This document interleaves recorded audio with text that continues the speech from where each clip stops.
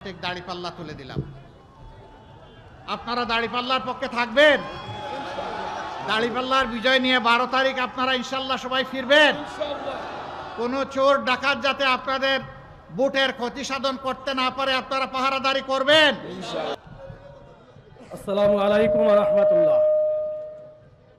আলহামদুলিল্লাহি রাব্বিল আলামিন ওয়াসসালাতু ওয়াসসালামু আলা সাইয়্যিদিল মুরসালিন ওয়া আলা আলিহি ওয়া সাহবিহি আজমাইন।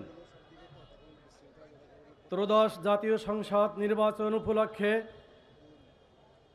বাংলাদেশের মানবিক নেতা, অন্ধকারাচ্ছন্ন বাংলাদেশকে যিনি আলোর দিকে নিয়ে যাওয়ার জন্য সংগ্রাম করে যাচ্ছেন, আমাদের সেই মানবিক নেতা ডাক্তার শফিকুর রহমানের ঢাকা 4 ও 5 সংসদীয় আসনের আগমন উপলক্ষে আজকের এই জনসভার সম্মানিত সভাপতি জননেতা আব্দুস সবুর ফকির, উপস্থিত আমিরে জামাত সহ কেন্দ্রীয় মহানগর নেতৃবৃন্দ, শহীদ পরিবারের সদস্যবৃন্দ, উপস্থিত ভাই ও বোনেরা, সাংবাদিক বন্ধুগণ,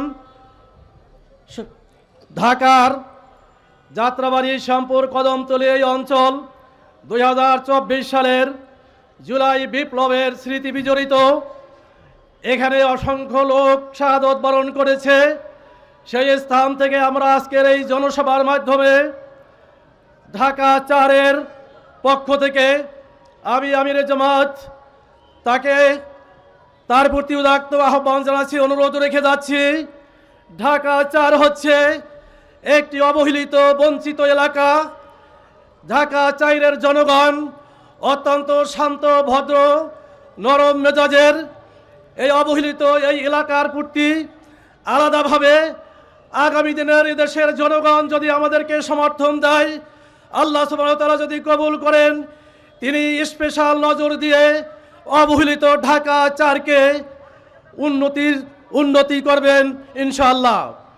ঢাকা 4-এ 9টি প্রশাসনিক ওয়ার্ড, 9টি প্রশাসনিক ওয়ার্ডে একটি হাসপাতালের চিকিৎসার ব্যবস্থা নেই।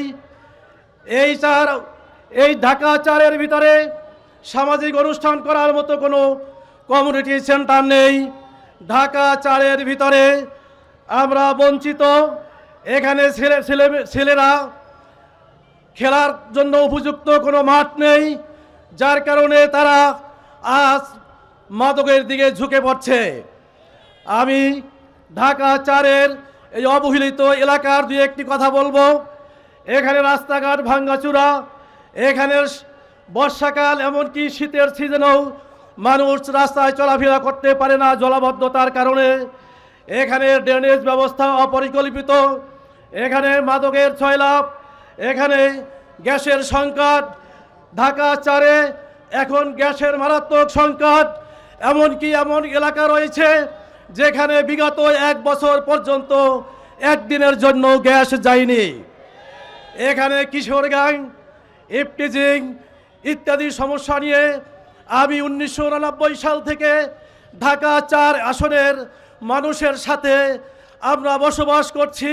নানামুখী সমস্যা নিয়ে আমরা এই এলাকাতে অবস্থান করছি।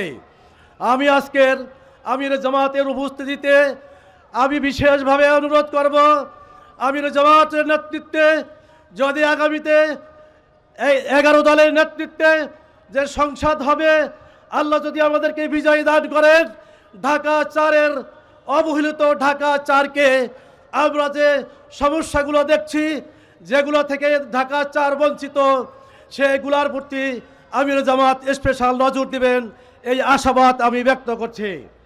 সর্বশেষ বলছি, আগামী নির্বাচন বাংলাদেশের জন্য অত্যন্ত গুরুত্বপূর্ণ। আগামী নির্বাচন বাংলাদেশের বিগত সংসদ নির্বাচন থেকে ব্যতিক্রম নির্বাচন। আগামী নির্বাচনে আমাদেরকে 2টি ভোট দিতে হবে। একটি হচ্ছে বাংলাদেশের স্বাধীনতা সার্বভৌমত্বের পক্ষে, ফ্যাসিবাদের বিরুদ্ধে জুলাই সনদের পক্ষে ভোট দিতে হবে, এবং 11 দলীয় জোটের পক্ষে দাঁড়িপাল্লায় ভোট দেওয়ার জন্য আমি ঢাকা 4-এর সর্বস্তরের ভোটার সহ সকলকে আমি উদাত্ত আহ্বান জানাচ্ছি। আসুন দুর্নীতিমুক্ত, চাঁদাবাজ মুক্ত, সন্ত্রাস মুক্ত, মাদক মুক্ত একটি নিরাপদ ঢাকা 4 গড়ার জন্য আগামী ত্রয়োদশ জাতীয় সংসদ নির্বাচনে দাঁড়িপাল্লা প্রতীকে ভোট দিয়ে বাংলাদেশকে একটি উন্নয়নশীল রাষ্ট্রে আমরা পরিণত করব ইনশাআল্লাহ। সবাইকে ধন্যবাদ জানিয়ে আমি আমার সংক্ষিপ্ত কথা এখানে শেষ করছি। আসসালামু আলাইকুম ওয়া রাহমাতুল্লাহ।